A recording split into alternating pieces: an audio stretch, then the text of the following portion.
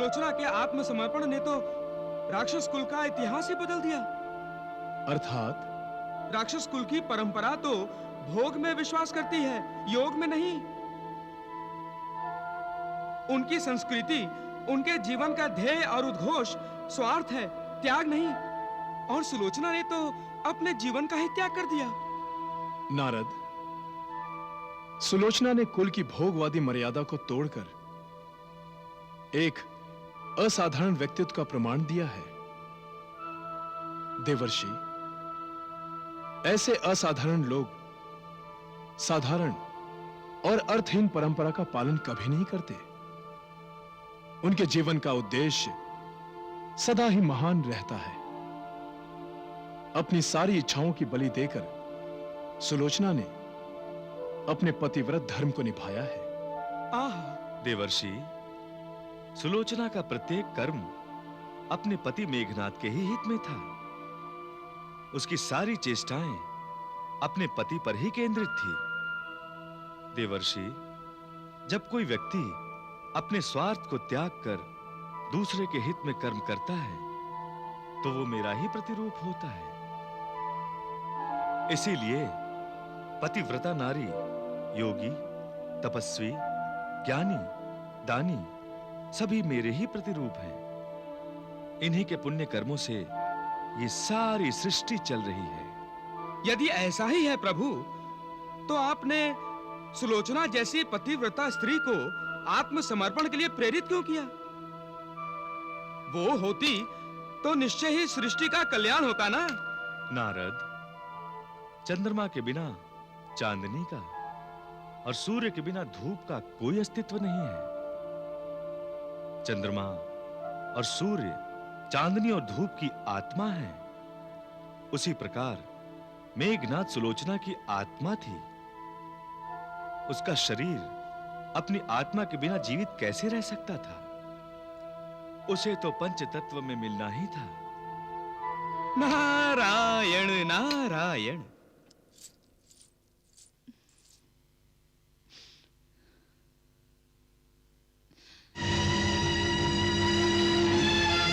द्वारपाल, क्षमा चाहते हैं महारानी, लंकापति का आदेश है। क्या आदेश है? किसी को भी भीतर न जाने दिया जाए।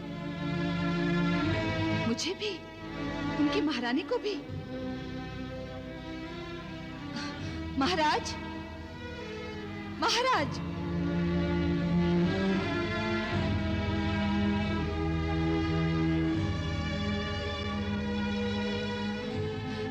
स्वामी,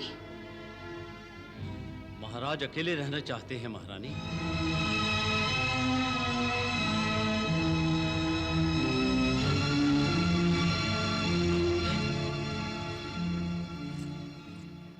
अपनी महारानी से भी नहीं मिलना चाहता है तू?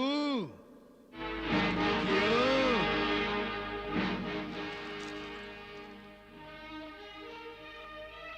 आज अचानक अकेलापन क्यों चाहता है तू? क्या तुझे यह स्मरण हो गया कि जीवन यात्रा में एक एक करके सभी अपने साथ छोड़ देते हैं और मानव को आखिर अकेले ही जाना पड़ता है?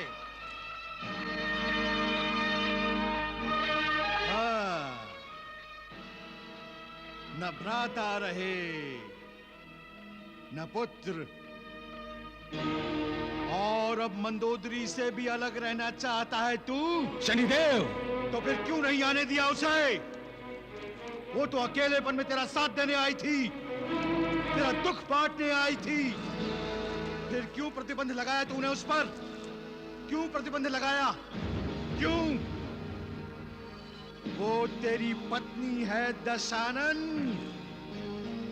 और पत्नी अपने अंतिम श्वास तक अपने पति का ही स्मरण करती रहती है, अपने पति का ही साथ देती है, और तूने उसे अकेला कर दिया। क्यों? क्यों? आखिर क्यों?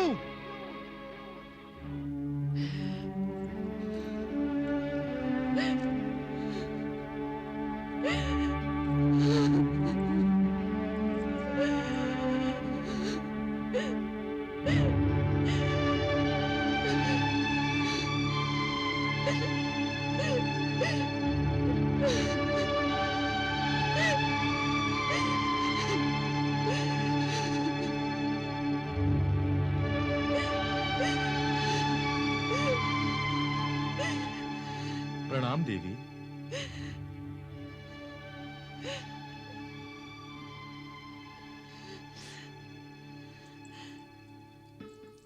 आप देवी, मैं दशरथ पुत्र राम हूं। श्री राम।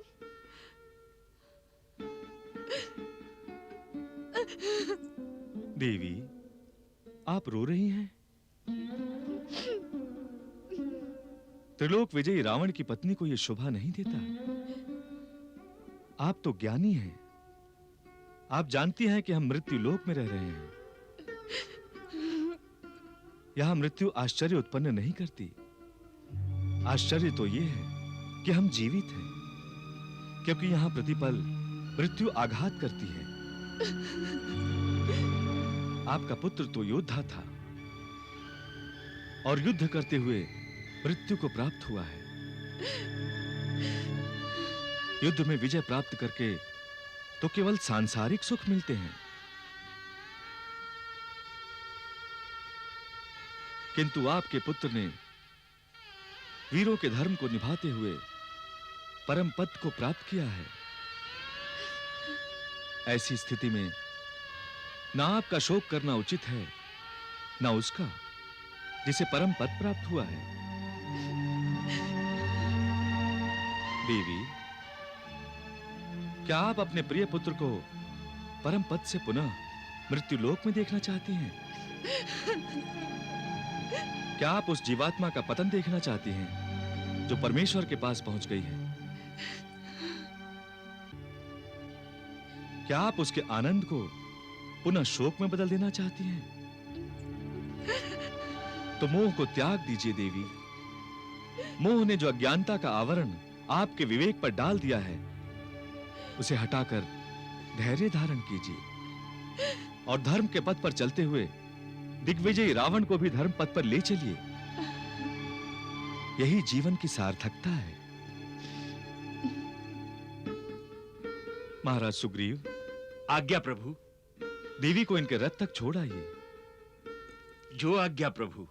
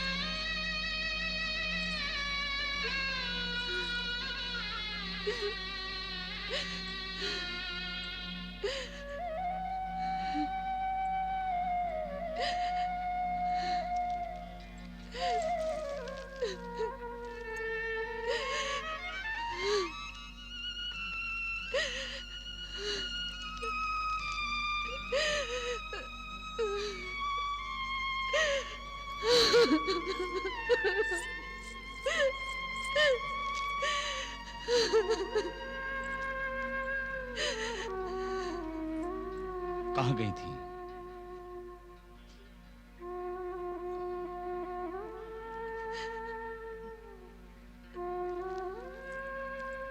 क्या है इस मुट्ठी में? मेरा मेघनाथ और मेरी सुलोचना।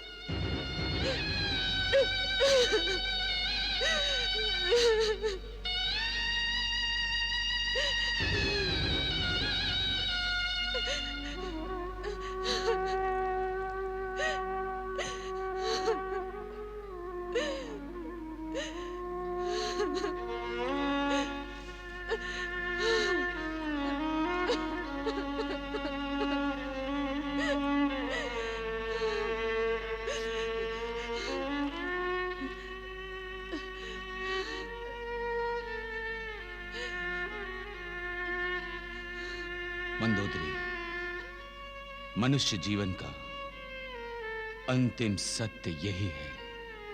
आप मानते हैं ये? यदि आप इस सत्य को मानते हैं तो युद्ध क्यों कर रहे हैं? इस युद्ध को रोक लीजिए स्वामी, इस युद्ध को रोक लीजिए। नहीं मंदोदरी, युद्ध रोक देने से मृत्यु तो नहीं रुक जाती। मृत्यु तो होगी ही होगी। ये अंतिम सत्य है, कभी नहीं बदल सकता। और यदि मेरी मृत्यु का समय आ गया तो मैं ये चाहूंगा कि मेरी मृत्यु युद्ध क्षेत्र में हो, और मैं क्या, प्रत्येक योद्धा यही इच्छा करेगा कि वो युद्ध करते करते अपने प्राण त्याग दे। किंतु मेरा क्या दोष है स्वामी?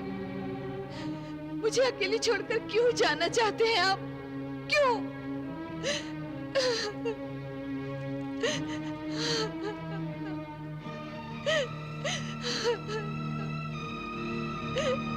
कौन किसे छोड़कर जाता है, ये मनुष्य के अपने वश में नहीं है।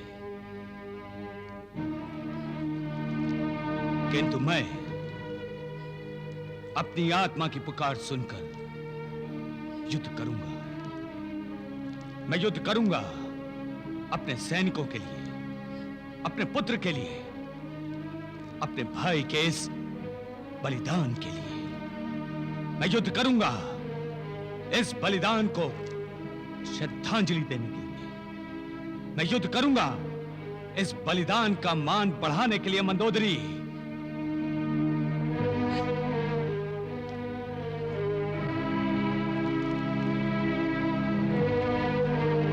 मृत्यु यदि अंतिम सत्य है तो है, किंतु मैं मृत्यु से भयभीत नहीं हूं, न कभी हुआ था। मृत्यु मुझ पर कभी विजय प्राप्त नहीं करेगी। मैं मृत्यु पर विजय प्राप्त करूंगा, और ऐसी विजय प्राप्त करूंगा कि मरने के पश्चात भी जीवित रहूंगा। मैं रहूं अथवा ना रहूं, मेरा नाम जीवित रहेगा। नाम कभी नहीं मरता, मरता है शरीर।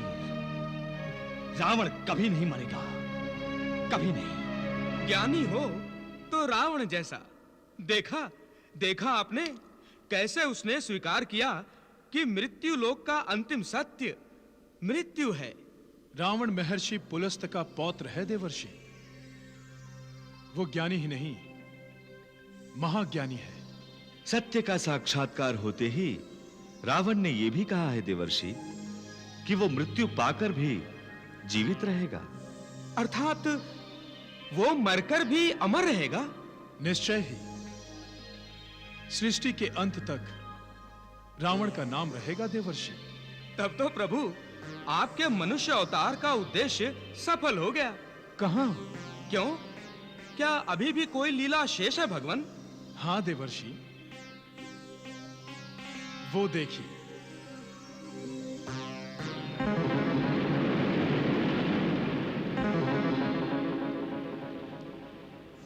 नारायण नारायण। प्रभु कौन है ये दोनों? नारद, ये अहिरावण और महिरावण हैं। अहिरावण और महिरावण? दशानन रावण के कोई संबंधी हैं ये? नहीं, ये दोनों रावण के मित्र हैं। पाताल के अधिपति हैं ये। पाताल लोक से पृथ्वी पर किस कारण आए हैं प्रभु? पाताल में पाताल देवी का उत्सव मनाया जा रहा है। ये दोनों उनके लिए बलि ढूंढने आए हैं। नारायण नारायण। प्रभु ये तो लंका की ओर जा रहे हैं। कहीं दशानन रावण की बलि तो नहीं नारद, मैंने तुमसे पहले ही कहा था कि ये दोनों रावण के मित्र हैं। रावण ने एक बार इनकी सहायता की थी। उसे कृतज्ञता दिखाने के लिए इन दोनों ने, अहि और मही ने, अपने नाम के साथ रावण का नाम जोड़ दिया। तब से ये दोनों अहिरावण और महिरावण हैं। संभव है कि ये लंका में रावण से भेंट करें।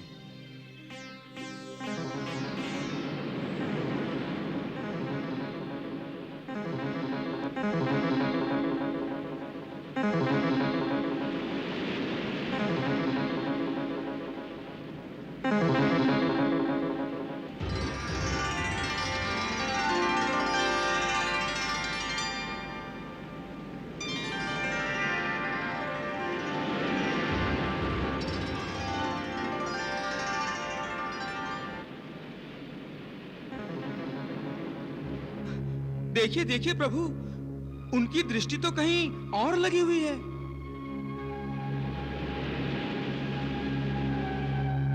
प्रभु, उनके मुख के भाव देखकर तो लग रहा है जैसे उन्हें पाताल देवी के लिए बलि मिल गई। क्या ये सत्य है प्रभु?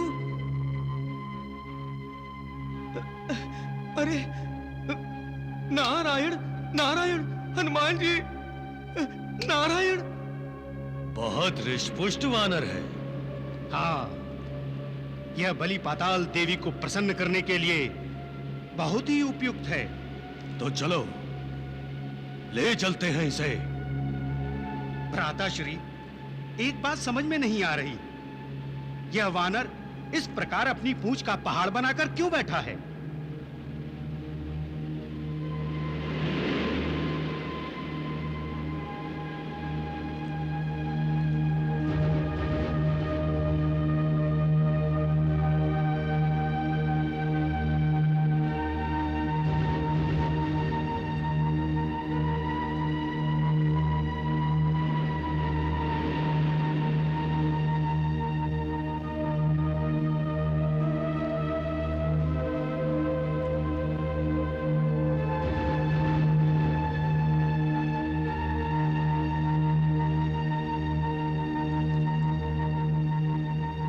ऐसा लगता है ये किसी की रखवाली कर रहा है।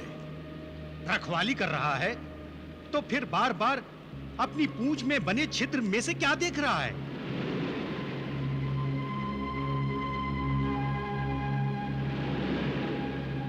चलो चलकर देखते हैं। हाँ,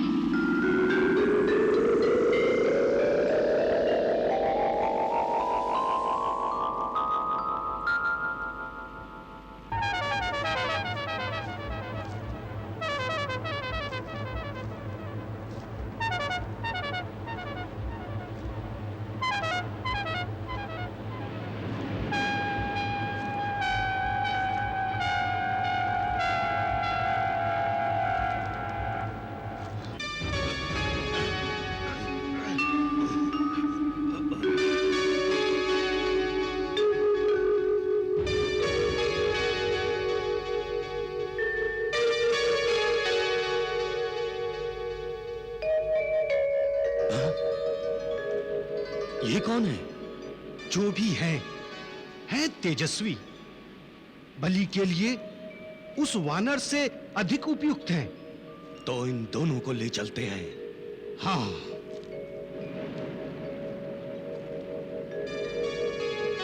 हैं? वो देखो, क्या है? यहां युद्ध हुआ सा लगता है। हाँ भ्राताश्री, हम दोनों लंका के निकट हैं और ये लंका के बाहर का क्षेत्र है। यहां युद्ध होने का तात्पर्य है कि इस युद्ध में लंका नरेश रावण ने भी भाग लिया है। और अवश्य किसी शत्रु ने लंका पर और हमारे मित्र रावण पर आक्रमण किया है। हमें दशानन से मिलना चाहिए। परंतु ये दोनों तेजस्वी कुमार, हो सकता है ये दोनों तेजस्वी कुमार रावण के बंदी हों और ये वानर रावण का अनुचर हो। दशानन की आज्ञा से इन दोनों की रखवाली कर रहा हो। तो फिर हम इन्हें अपने मित्र रावण से बलि के लिए मांग सकते हैं। चलो अपने मित्र दशानन से मिलने चलें। चलो चलो।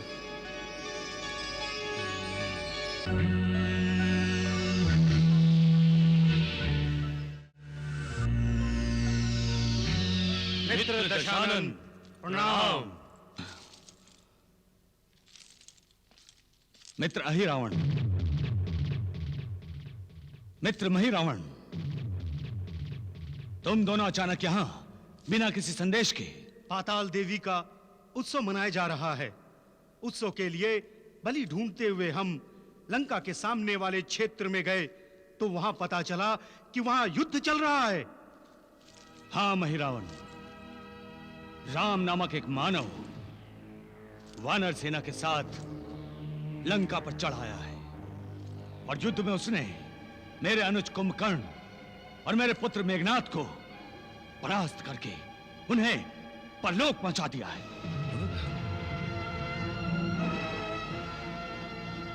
क्या मेघनाद और कुंभकर्ण जैसे योद्धाओं को? कौन है वो राम? अरे मही, वो वानर जो हमने देखा था वो शत्रु दल का तो नहीं? किस वानर की बात कर रहे हो तुम? मित्र, युद्ध क्षेत्र के उस पार एक शिविर के बाहर एक विशाल वानर पहरा दे रहा था। हमने झांक कर देखा तो 2 तेजस्वी कुमार सो रहे थे। वही राम और लक्ष्मण है, वो दोनों भाई हैं। वो दोनों अयोध्या से आए हैं। उन्हीं बालकों ने कुंभकर्ण का वध कर दिया। हाँ हिरावन, उसने असंभव को संभव कर दिखाया है और अब मैं उन्हें असंभवता की चरम सीमा तक ले जाकर संभवता के ऐसे बाणों से वध करूंगा कि उनके शरीर का प्रत्येक अंग, उनकी प्रत्येक सांस, उनके हृदय की खून में डूबी प्रत्येक धड़कन हर पल हर क्षण एक ही बात कहेगी, रावण संभव है। रावण के लिए किसी का भी वध संभव है। एक ही रावण है जो इस सृष्टि का और इस सृष्टि में रहने वाले हर मानव का परमेश्वर है। परमेश्वर है, परमेश्वर है। मित्र, हम तुम्हारा दुख समझते हैं। ये तो हमारा अहोभाग्य है कि हमें तुम्हारी सहायता करने का अवसर मिला है। तुम निश्चिंत रहो मित्र, एक पंथ 2 काज हो जाएंगे। हमारी पाताल देवी भी प्रसन्न हो जाएंगी और तुम्हारा प्रतिशोध भी पूरा हो जाएगा। हम उन दोनों अयोध्या कुमारों को पाताल लोक ले जाते हैं और देवी की बलि चढ़ा देते हैं। नहीं मित्र, बलि तो मेरे खड़क की ही चढ़ेंगे। राम ने मेरे भाई का वध किया है। रावण सबसे पहले उसके भाई का वध करेगा।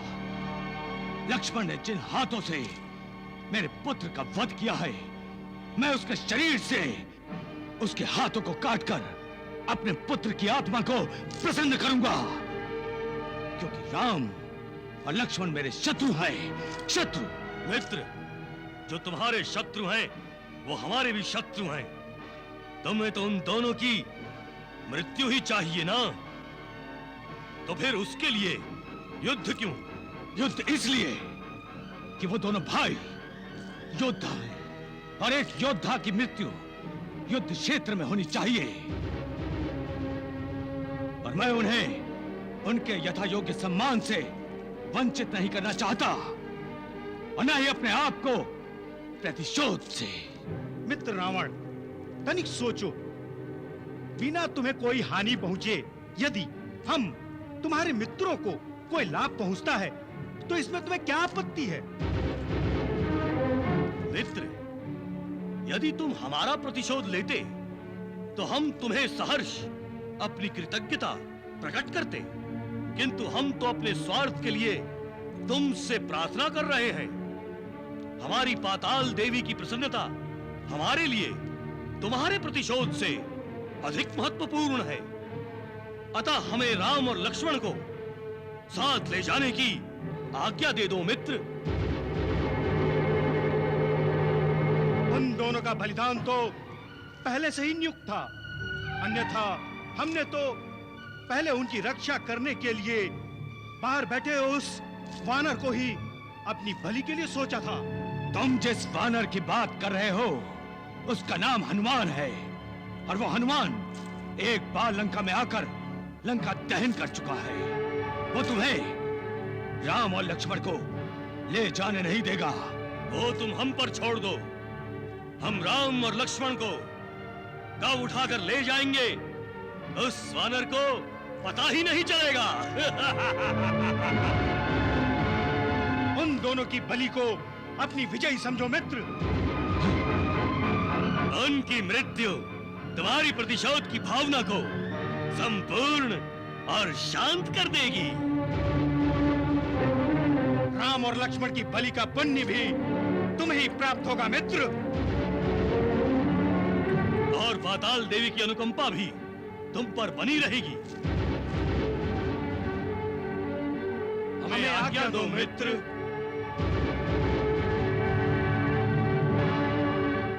आज्ञा है। धन्यवाद मित्र, धन्यवाद। बलि पूर्ण होते ही हम तुम्हें सूचित कर देंगे। जाओ और शीघ्र से शीघ्र यह काम करो। प्रणाम।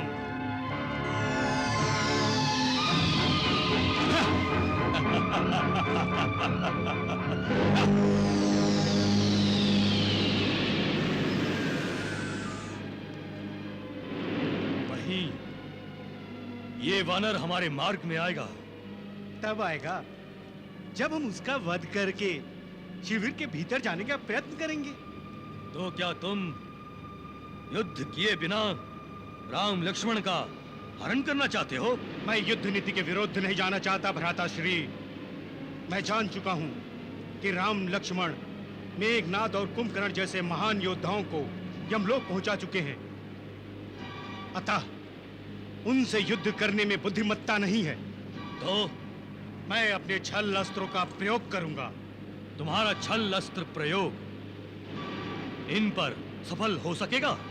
आप देखते जाइए भ्राताश्री, उसका भी मार्ग मेरे पास है।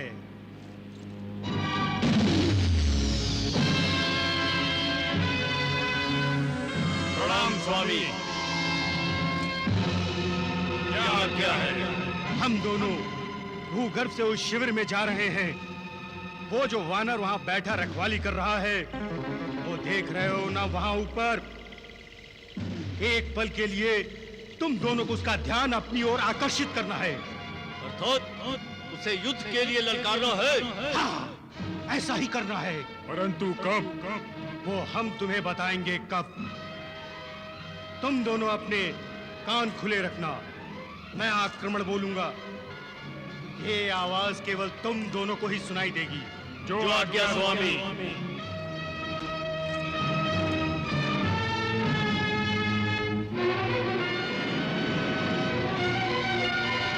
आओ भ्राताश्री।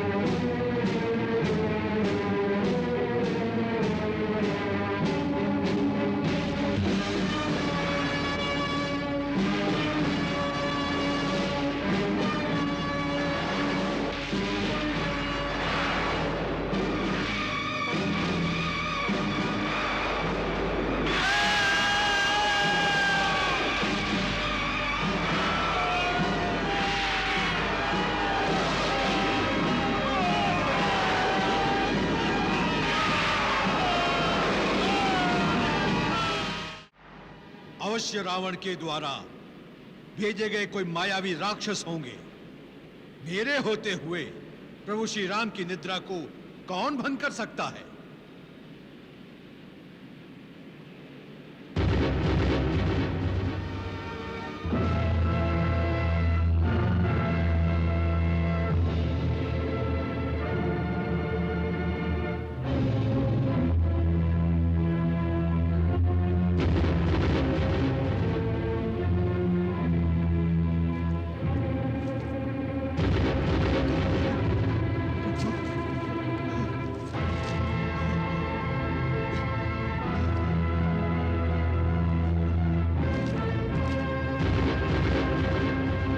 प्रभु श्री राम कहां गए? प्रभु श्री राम कहां गए?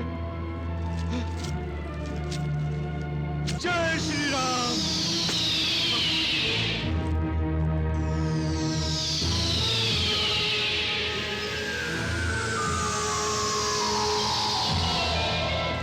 प्रभु श्री राम, प्रभु प्रभु श्री राम, प्रभु श्री राम, प्रभु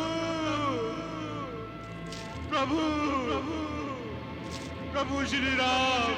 हे दशो दिशाओं, हे गंधर्वो, हे अप्सरा, किन्नरों, मुझ पर कृपा करो, मुझे बताओ मेरे प्रभु श्री राम कहाँ है?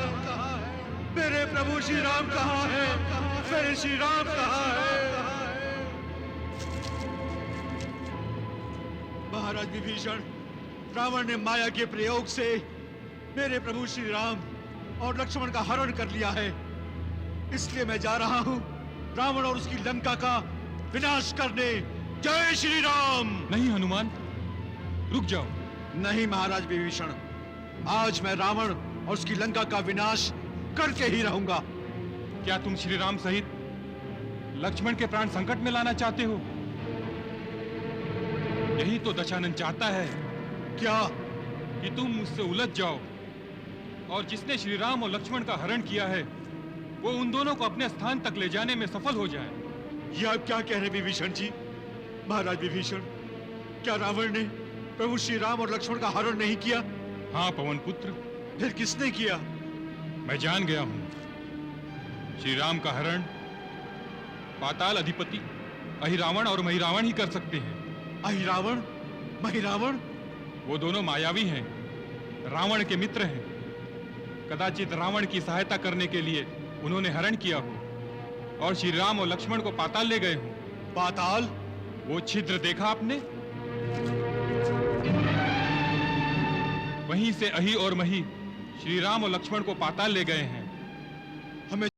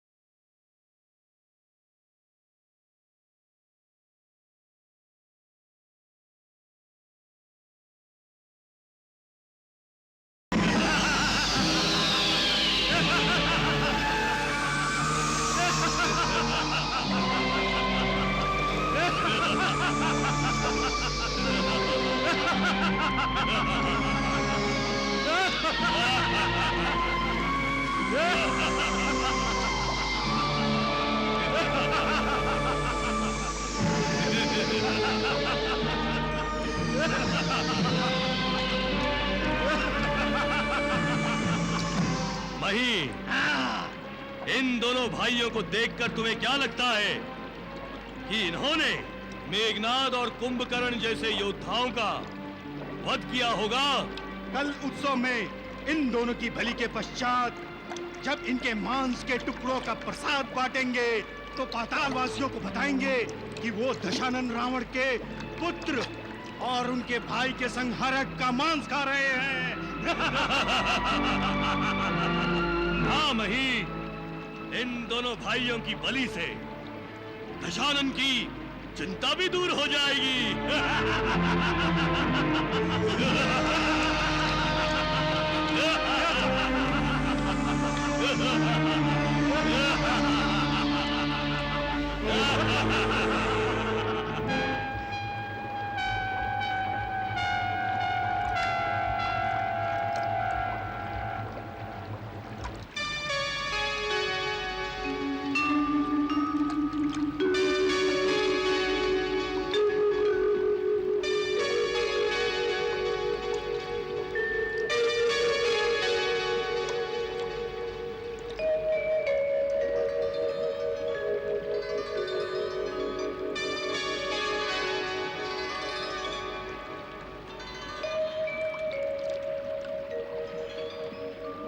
महाराज अहिरावण और महाराज महिरावण को सेवक मकरध्वज का प्रणाम। प्रणाम मकरध्वज, प्रणाम। मकरध्वज, ये दो मानव कल के उत्सव की बलि के लिए हैं। इनकी बलि चढ़ाए जाने तक किसी को भी इस पाताल नगरी में प्रवेश करने नहीं देना। मैं प्रवेश द्वार बंद ही रखूंगा। मकरध्वज, पहले हमारे लिए तो द्वार खोलो। जो आज्ञा महाराज।